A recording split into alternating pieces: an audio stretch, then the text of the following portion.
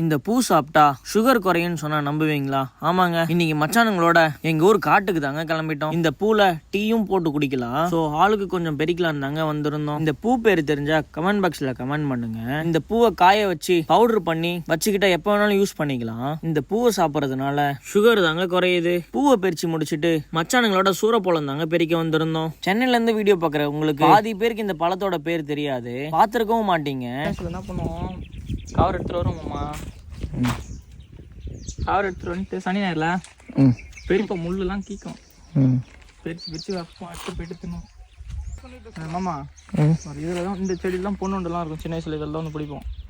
இந்த இலை மாதிரியே இருக்கும் பார்க்க, அதனால இந்த செடியில் இருக்கும். இதில் வந்து தான் தேடி கண்டுபிடிப்போம். இந்த மாதிரி மச்சான் சொல்ற கதையெல்லாம் கேட்டுக்கிட்டு சூரப்பழத்தை சாப்பிட்டுக்கிட்டே ஒரு அட்டியை தாங்க போட்டோம். ஆளாளுக்கு அவங்களோட கதையை தாங்க சொன்னாங்க. பழத்தை சாப்பிட்டு முடிச்சுட்டு மச்சானுங்களோட ஆத்துக்கு தாங்க கிளம்பிட்டோம். அந்த பூவோட பேர் என்னன்னு பாத்தீங்கன்னா ஆவாரம் பூ தாங்க. நம்மள ஃபாலோ பண்ணாதவங்க மறக்காம ஃபாலோ பண்ணிக்கோங்க.